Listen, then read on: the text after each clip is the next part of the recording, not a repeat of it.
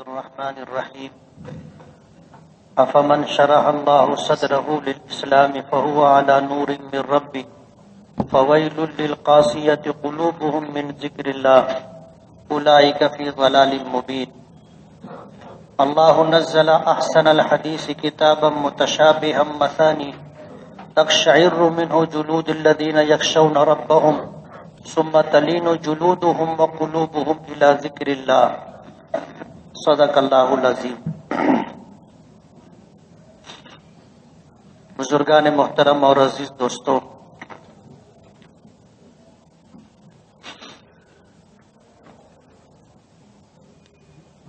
سفر کا مہینہ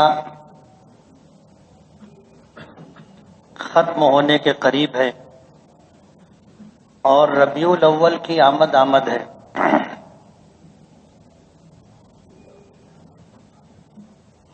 اللہ تعالیٰ نے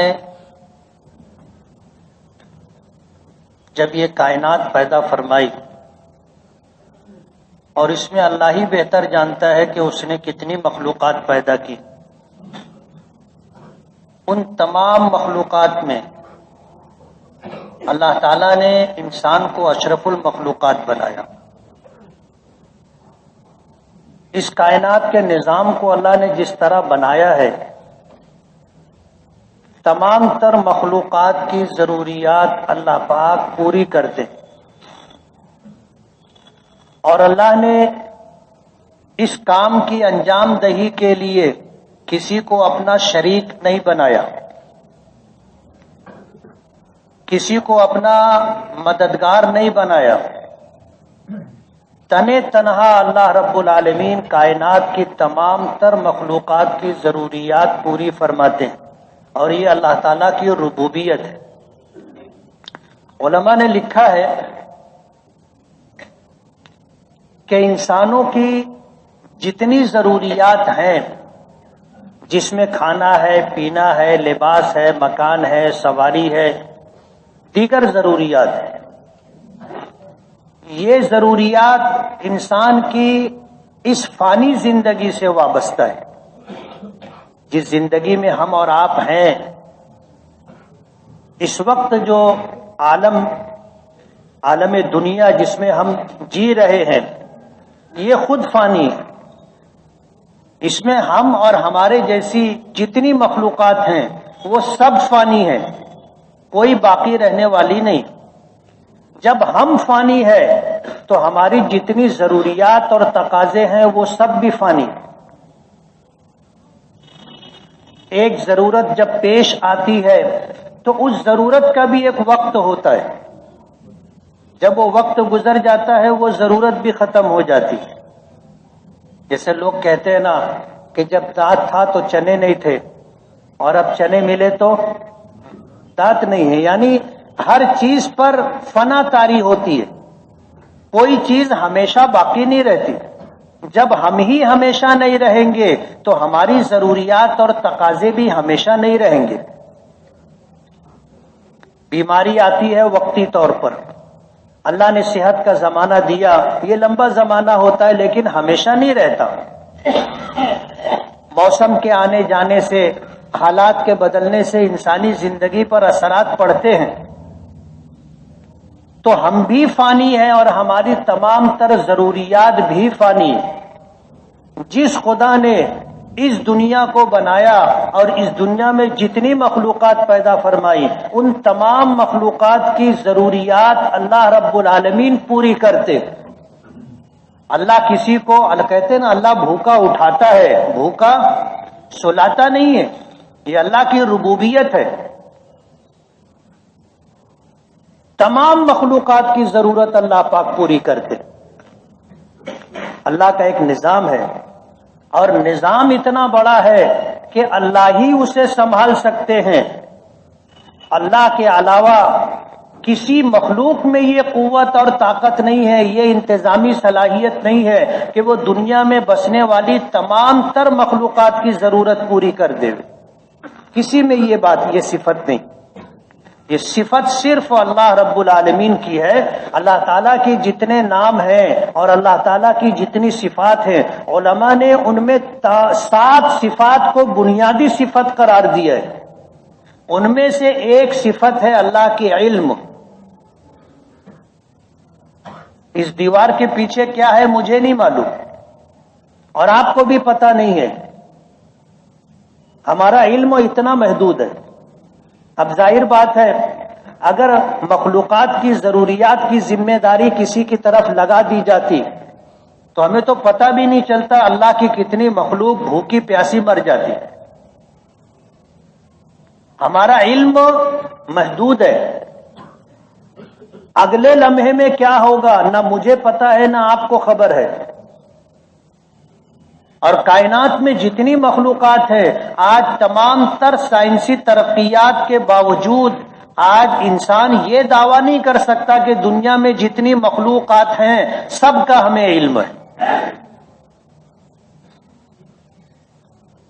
اللہ کا علم محیط ہے، اللہ کا علم محیط ہے۔ محیط ہونے کا مطلب یہ ہے کہ اس پوری کائنات میں اور اس کائنات کے علاوہ اس سے پہلے کے جو عالم ہے، ماں کا پیٹ کہو اور عالم ارواح کہو، اور اس زندگی کے بعد جو عالم ہے جسے عالم برزخ کہتے ہیں، اور عالم برزخ کے بعد جو عالم آخرت ہے، اور پھر اس سے پہلے ازل تک آپ چلے جائیے اور اس سے آگے ابد تک آپ چلے جائیے، ہر چیز کا علم اللہ رب العالمین کے پاس مکمل طور پر ہے۔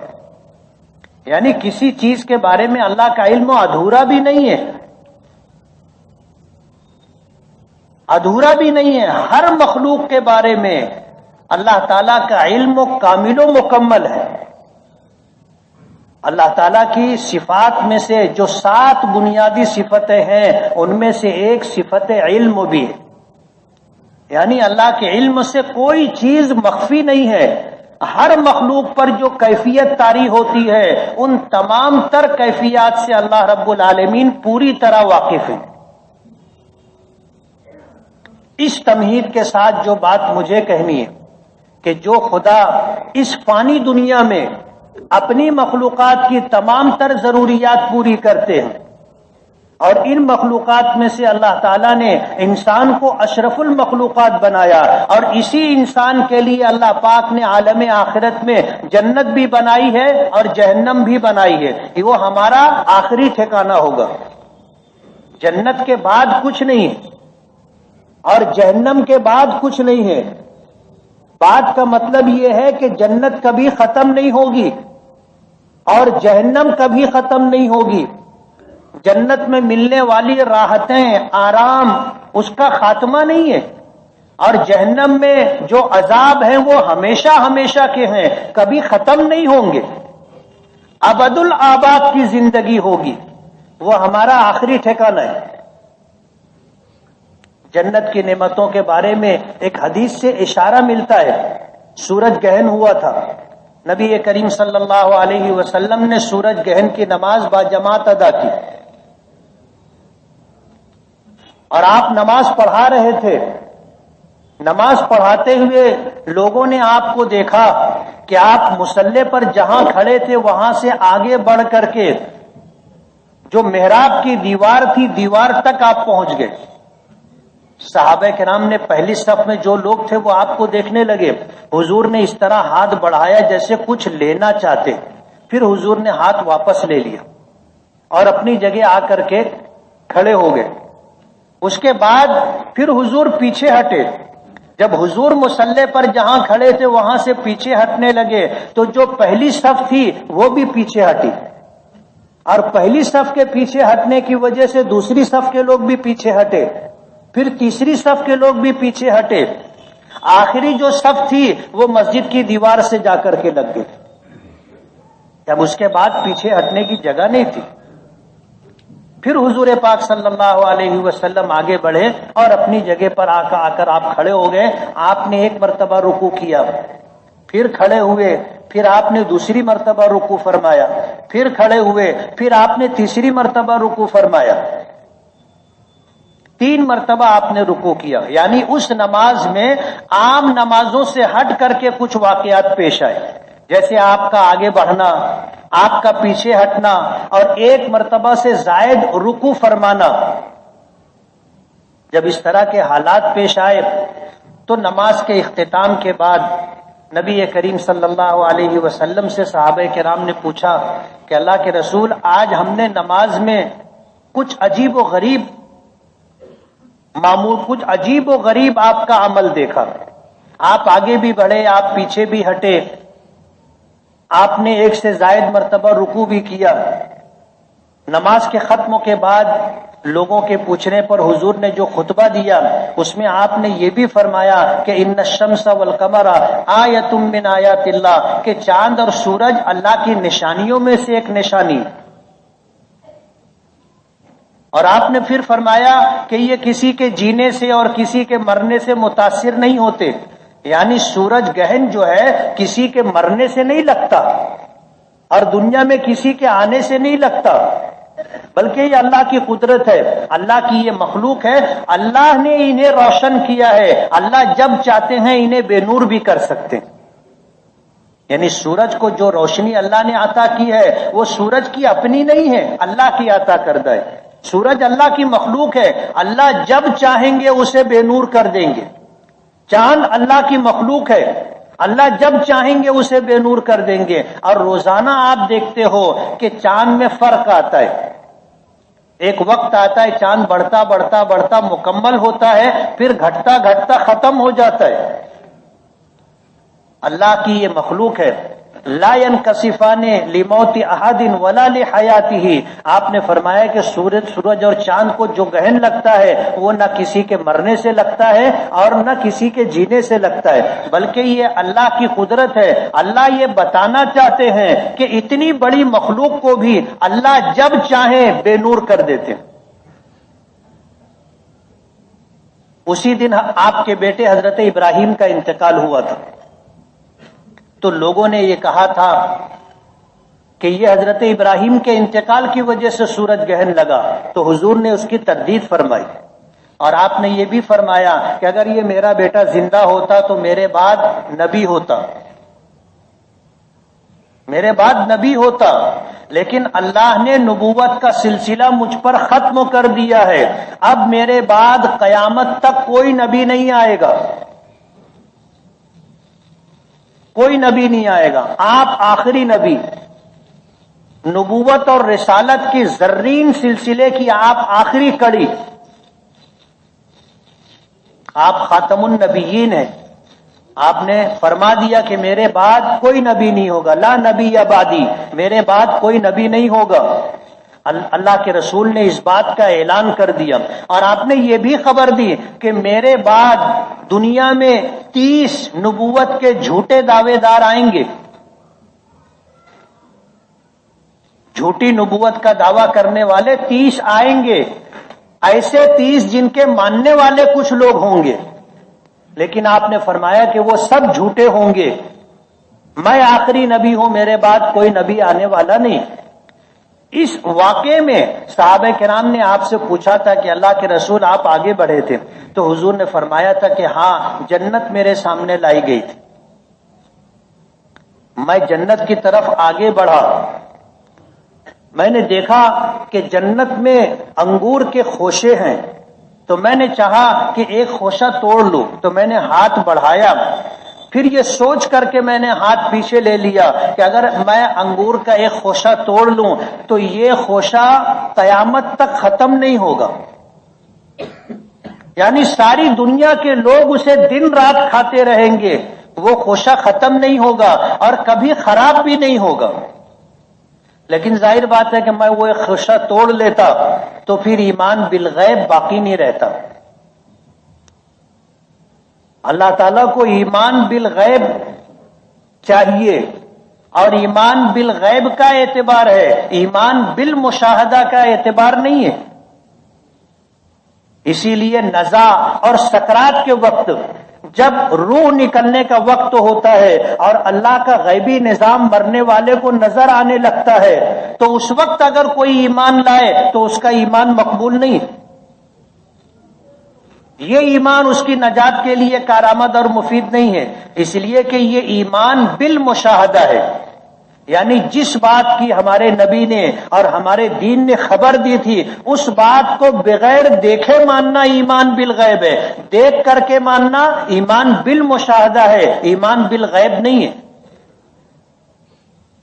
ورنہ فرعون بھی جب ڈوبنے لگا تھا اور جبرائیل کو دیکھا کہ جبرائیل آئے اور اس کا پیر پکڑ کر کے دریائے کلزم میں اندر کھینچنے لگے تو اس نے کہا تھا کہ آمنت برب ہارون و موسیٰ، اور یہ جملہ فرعون کا اللہ پاک نے قرآن کریم میں بیان فرمایا کہ فرعون نے یہ کہا تھا آمنت برب ہارون و موسیٰ، کہ میں ہارون اور موسیٰ کے پروردگار پر ایمان لایا، یعنی جس ایمان کی دعوت حضرت موسیٰ علیہ الصلوۃ والسلام فرعون کو دیتے رہے اس نے مانا نہیں، قبول نہیں کیا، لیکن جب جبرائیل کو دیکھا اور اللہ کا غیبی نظام اس کے سامنے آ گیا اور حضرت موسیٰ نے جس بات کی اسے خبر دی تھی وہ ہوتا ہوا نظر آنے لگا تو وہ ایمان لے آیا تھا۔ جب اللہ نے اس کی اس بات کو نقل کیا تو اللہ کی تصدیق ہے کہ وہ ایمان لایا تھا، لیکن یہ ایمان اس کی نجات کے لیے کارآمد اور مفید نہیں۔ حضرت جبرائیل نے کہا آن اب ایمان لا رہا ہے، دیکھنے کے بعد وقد عصیت قبل وکنت من المفسدین، اس سے پہلے تو تو نافرمانی کرتا رہا، انکار کرتا رہا اور زمین میں فساد برپا کرتا رہا، تیرا یہ ایمان معتبر نہیں۔ حضور پاک صلی اللہ علیہ وسلم نے فرمایا کہ اگر میں وہ انگور کا خوشہ توڑ لیتا تو پھر ساری دنیا دیکھتی نا، ساری دنیا دیکھتی، اور جنت کی جس بات، جنت کی نعمتوں کی جو خبر قرآن کریم میں اور نبی کریم صلی اللہ علیہ وسلم کے ارشادات میں ہے اس کو دنیا اپنی آنکھوں سے دیکھتی کہ یہ خوشہ کبھی ختم نہیں ہوگا، کبھی خراب نہیں ہوگا، جنت میں یہی ہوگا تو لوگ ایمان لائیں گے، لیکن یہ ایمان بالغیب نہیں رہے گا، ایمان بالمشاہدہ رہے گا۔ آپ پیچھے ہٹے، صحابہ کرام سے پوچھنے پر حضور نے فرمایا کہ جہنم میرے سامنے لائی گئی تھی اور آج سے زیادہ دردناک عذاب میں نے کبھی نہیں دیکھا، جیسا جہنم میں میں نے دیکھا تو میں خوف کی وجہ سے پیچھے ہٹا۔ صحابہ کرام نے پوچھا کہ اللہ کے رسول آپ نے ایک سے زائد رکوع فرمائے، تو فرمایا کہ میں نے اللہ کی رحمتوں کو نازل ہوتے ہوئے دیکھا تھا، تو جب اللہ کی رحمتیں نازل ہوئی تو شکر گزاری میں نے رکوع کیا، میں اٹھا تو میں نے پھر دیکھا کہ اللہ کی رحمتیں مزید نازل ہو رہی ہیں تو میں پھر رکوع میں گیا، پھر رکوع میں گیا۔ یہ حضور کی نماز تھی۔ اور پھر آپ نے فرمایا کہ اب جب کبھی سورج گہن ہوگا تو نماز اس طرح پڑھی جائے گی جس طرح ہم نے دن کے شروع میں پہلی نماز پڑھی تھی، یعنی فجر کی نماز۔ اب فجر کی نماز کیسے پڑھی جاتی ہے سب کو پتہ ہے، اس لیے سورج گہن کی نماز بھی اسی طرح پڑھی جائے گی۔ بعض ائمہ کے نزدیک سورج گہن کی نماز میں 3 رکوع ہیں، ہمارے یہاں نہیں ہے۔ امام اعظم ابو حنیفہ رحمۃ اللہ علیہ فرماتے ہیں کہ یہ عمل حضور کے ساتھ مخصوص تھا، حضور نے جنت دیکھی تھی تو آگے بڑھے تھے، حضور نے جہنم دیکھی تھی تو پیچھے ہٹے تھے، حضور نے اللہ کی رحمتوں کو اترتا ہوا دیکھا تھا تو آپ نے 1 سے زائد رکوع فرمایا تھا، لیکن آپ نے اپنی امت کے لیے فرمایا کہ اس کے بعد جب سورج گہن ہوگا تو نماز کیسی پڑھی جائے گی؟ اس سے پہلے ہم نے دن کے شروع میں جو نماز پڑھی تھی یعنی فجر کی نماز، اس طرح 2 رکعت نماز 1 رکوع کے ساتھ پڑھی جائے گی، اس میں نہ ہم آگے بڑھیں گے نہ ہم پیچھے ہٹیں گے، نہ 1 سے زائد رکوع کریں گے۔ امام اعظم ابو حنیفہ رحمۃ اللہ علیہ فرماتے ہیں کہ یہ نماز اور یہ عمل حضور کے ساتھ مخصوص، اگر کسی امام کو اللہ کی رحمتیں اترتی ہوئی نظر آئے تو وہ 1 سے زائد رکوع کر سکتا ہے، جیسے اللہ کی رحمتوں کا نزول حضور کو نظر آیا تھا۔ سورج گہن کی نماز پڑھاتے ہوئے کسی امام کو رحمتوں کا نزول دکھائی دے تو وہ 1 سے زائد رکوع کر سکتا ہے، لیکن ظاہر بات ہے کہاں ہم لوگوں کو نظر آئے گا؟ اس لیے حضور نے ہمیں بتایا کہ جیسی نماز پڑھی جاتی ہے فجر کی، اس طرح سورج گرہن کی نماز پڑھی جائے گی۔ مجھے جو بات عرض کرنی ہے کہ جنت کی نعمتوں پر فنا نہیں ہے، جہنم کے عذاب پر فنا نہیں ہے۔ جنت کی نعمتیں ہمیشہ ہمیشہ کے لیے اور جہنم کا عذاب ہمیشہ ہمیشہ کے لیے۔ تو جو خدا اس فانی دنیا میں ہماری ساری ضرورتیں پوری کرتا ہے، وہ خدا جس نے ہمارے لیے جنت اور جہنم بنائی، ہماری دینی ضرورتوں کی تکمیل نہیں کرے گا؟ یہ تو دنیا فنا ہو جائے گی، اس فانی دنیا میں اللہ ہماری ضرورتیں پوری کرتے ہیں۔ تو جہاں ہمیں ہمیشہ ہمیشہ رہنا ہے، چاہے وہ ٹھکانہ جنت ہو یا جہنم ہو، انسانوں کا آخری ٹھکانہ، وہاں پر آدمی ہمیشہ راحتوں میں رہے، اللہ نے اس کا انتظام دنیا میں فرمایا۔ اور اس انتظام میں سب سے بڑا انتظام اللہ پاک نے نبیوں اور رسولوں کو بھیج کر کے انسانوں کی ہدایت اور رہنمائی کا کام کیا۔ حضرت آدم علیہ نبینا علیہ الصلوۃ والسلام سے لے کر حضرت عیسیٰ علیہ الصلوۃ والسلام تک، اور حضرت عیسیٰ علیہ الصلوۃ والسلام کے بعد ہمارے آقا جناب رسول اللہ صلی اللہ علیہ وسلم کی تشریف آوری صرف انسانوں کی ہدایت کے لیے تھی۔ اللہ کا کوئی نبی بادشاہت کے لیے نہیں آیا تھا، اللہ کا کوئی نبی اس دنیا میں دنیاوی ضروریات میں لوگوں کی مدد کرنے کے لیے نہیں آیا تھا، ضرورت اللہ پوری کرتے۔ اللہ نے ذمہ داری لی ہے، وَمَا مِن دَابَّةٍ فِي الْأَرْضِ إِلَّا عَلَى اللَّهِ رِزْقُهَا، اللہ نے یہ ذمہ داری خود لی ہے، اللہ نے اس میں کسی کو ذمہ دار نہیں بنایا۔ ہماری آخرت سنور جائے، ہم راہ راست پر آ جائے، اللہ تعالیٰ نے اس کے لیے انبیاء کرام علیہم الصلاۃ والسلام کو بھیجا، اور ان کو جو ذمہ داری دی تھی وہ صرف تبلیغ کی ذمہ داری دی تھی، بات پہنچانے کی ذمہ داری دی تھی، منوانے کی ذمہ داری نہیں دی تھی، منوانے کی ذمہ داری نہیں دی تھی کہ آپ سب کو ایمان والا بناؤ، یہ تمہاری ذمہ داری ہے، اللہ نے یہ ذمہ داری نہیں دی تھی۔ بس یا ایھا الرسول بلغ ما انزل الیک من ربک، کہ اے رسول، قرآن کریم کی آیات میں جن آیات کے متعلق مفسرین نے اس بات کی وضاحت کی ہے کہ اللہ تعالیٰ نے اس میں وہ لب و لہجہ اختیار کیا ہے جس میں شدت اور جس میں آرڈر دکھائی دیتا ہے، فرمایا یا ایھا الرسول بلغ ما انزل الیک من ربک، کہ رسول آپ کی طرف، آپ کے پروردگار کی طرف سے جو کچھ احکامات دیے گئے اللہ کے بندوں تک آپ پہنچائے۔ وَإِن لَّمْ تَفْعَلْ فَمَا بَلَّغْتَ رِسَالَتَكَ، اور اگر آپ نے اللہ کے احکامات اللہ کے بندوں تک نہیں پہنچائے تو آپ نے نبوت اور رسالت کی ذمہ داری پوری نہیں کی۔ فَمَا بَلَّغْتَ رِسَالَتَكَ، آپ نے اپنی تبلیغ کا فرض ادا نہیں کیا، ذمہ داری پوری نہیں کی۔ تو نبیوں کا کام خیر کی بات، ہدایت کی بات لوگوں کو بتانا تھا، یہ ان کی ذمہ داری تھی، منوانا ذمہ داری نہیں تھی۔ اور یہ ذمہ داری نبی کریم صلی اللہ علیہ وسلم نے علی وجہ الکمال پوری کی۔ آپ نے دعوت و تبلیغ کے راستے میں جتنی تکلیفیں اٹھائی ہیں، جتنے حالات سے آپ دوچار ہوئے، آپ فرماتے ہیں اوذیت فی اللہ ما لم یوزا احد من قبلی، کہ اس دعوت و تبلیغ کے راستے میں جتنا مجھے ستایا گیا، مجھ سے پہلے کسی نبی کو اتنی اذیت اور تکلیف نہیں دی گئی۔ اور بات ایسی ہے کہ جس کا احساس جتنا طاقتور ہوتا ہے اس کو اذیت اور تکلیف بھی اتنی زیادہ ہوتی۔ بعض لوگ ایسے ہوتے ہیں کہ کچھ بیماریوں کی وجہ سے جسم کے اطراف یعنی ہاتھ اور پیر مفلوج جیسے ہو جاتے ہیں، پھر اس پر جو ہے مچھر کاٹتا بھی رہے تو ان کو پتہ نہیں چلتا، کوئی تکلیف نہیں ہوتی۔ جب جسم کو سن کر دیا جاتا ہے تو پھر بڑے سے بڑا آپریشن بھی ہو جاتا، انسان کو کوئی تکلیف نہیں ہوتی۔ تکلیف کب ہوتی ہے؟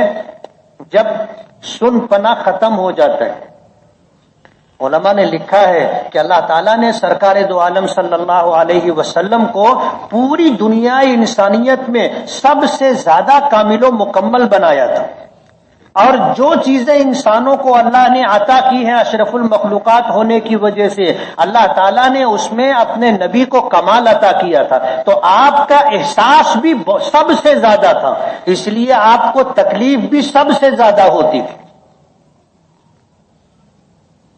آپ نے فرمایا اوذیت فی اللہ ما لم یوزع احد من قبلی، مجھے جتنی اذیت اور تکلیف دی گئی ہے مجھ سے پہلے کسی کو اتنی اذیت و تکلیف نہیں دی گئی۔ اللہ تعالیٰ نے آپ کو بھیجا، 23 سالہ نبوی زندگی آپ نے اذیت و تکلیف کے ساتھ گزاری ہے۔ حضرت عائشہ صدیقہ رضی اللہ تعالی عنہا فرماتی ہیں کہ ایک دن بھی ایسا نہیں گزرا جب سے میں حضور کے گھر آئی ہوں کہ حضور نے کبھی 2 وقت کھانا پیٹ بھر کھایا ہو۔ ایک وقت کھانا ملتا تھا اور وہ بھی پیٹ بھر نہیں ملتا تھا، پیٹ بھر نہیں ملتا تھا۔ ہم تو ایک دن میں کئی مرتبہ کھاتے، ہمارا ناشتہ بھی کیا ہوتا ہے وہ آپ کو پتہ ہے، دوپہر میں کھاتے ہیں، شام میں کھاتے ہیں، پھر رات میں کھاتے ہیں۔ حضور کے بارے میں آتا ہے، حضرت عائشہ فرماتی ہیں کہ زندگی کے آخری دن تک میں نے دیکھا کہ میرے آقا نے کبھی ایک دن میں 2 وقت پیٹ بھر کھانا نہیں کھایا۔ ایک وقت کھانا ملتا تھا وہ بھی پیٹ بھر نہیں۔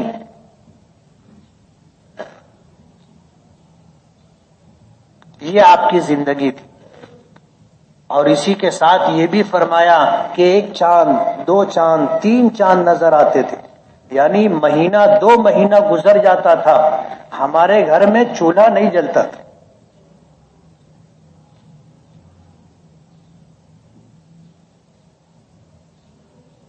ہمارے یہاں تو کبھی ایسا نہیں ہوتا۔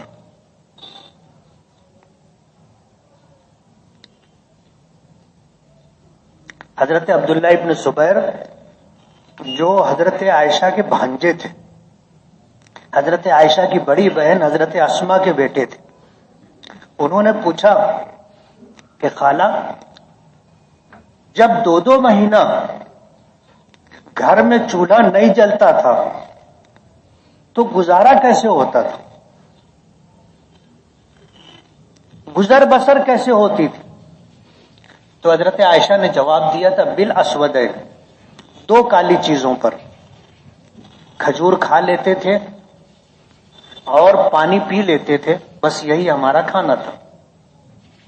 پانی کو آپ دور سے دیکھو گے تو وہ بھی کالا نظر آتا ہے، اسی لیے اس کو بھی کالے سے تعبیر کیا، بالاسودین، کھجور اور پانی، اس پر ہی گزارا تھا۔ تو اللہ کے رسول صلی اللہ علیہ وسلم ربیع الاول میں تشریف لائے تھے، اور قیامت تک آنے والے انسانوں کی آخرت سنور جائے، بن جائے، اس کے لیے 23 سالہ زندگی تکلیف و اذیت کے ساتھ گزاری۔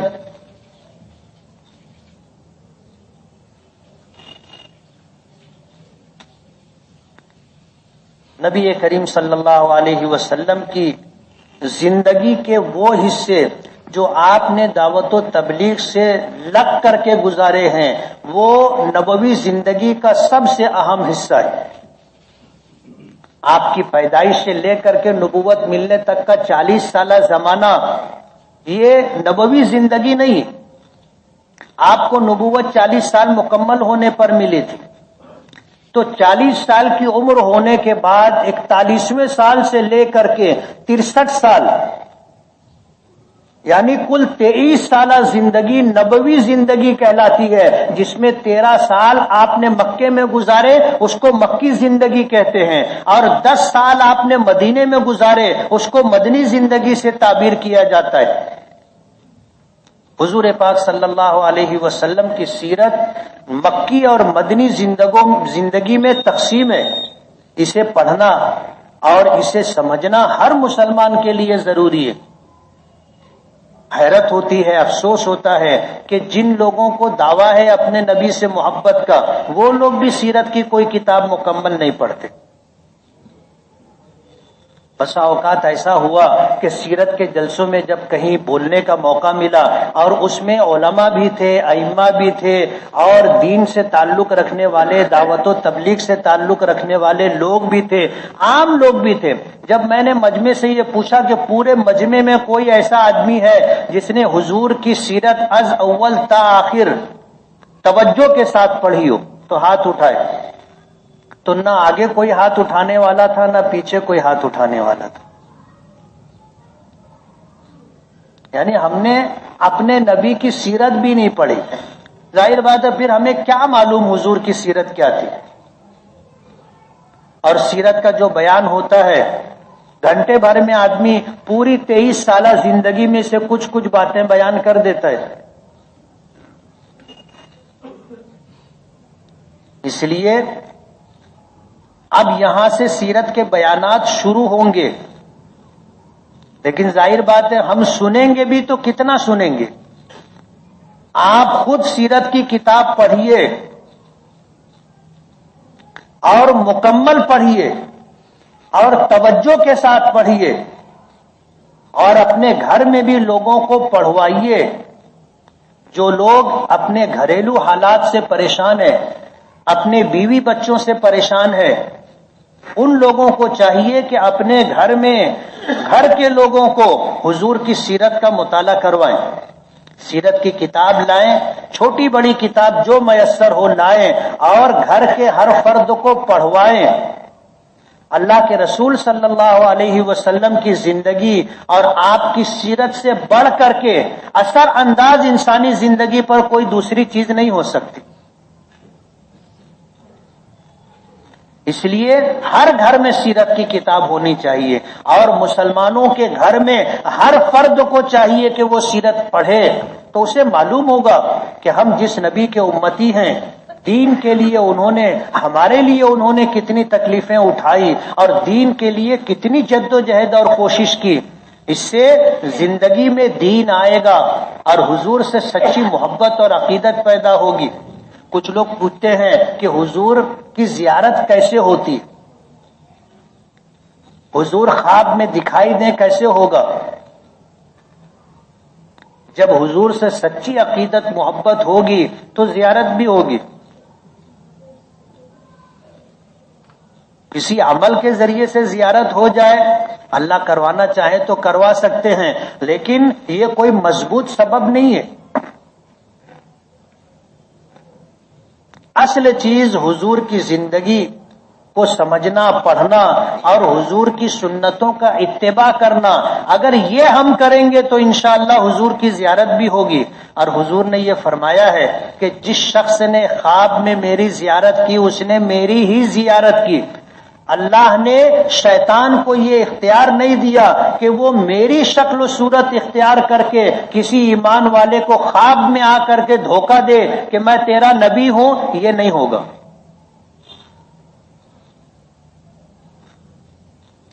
ربیع الاول کی آمد ہے، یہ پیغام سیرت کے عنوان سے چلتا رہے گا، لیکن ہم یہ چاہتے ہیں کہ ہر مسلمان حضور پاک صلی اللہ علیہ وسلم کی سیرت کو پڑھے اور توجہ کے ساتھ پڑھے اور مکمل پڑھے۔ پڑھیں گے نا سچی؟ اللہ تعالی عمل کی توفیق عطا فرمائے۔ وآخر دعوانا ان الحمدللہ رب العالمین۔ جن ساتھیوں نے سنتیں نہ پڑھی ہوں وہ سنت پڑھ لیں۔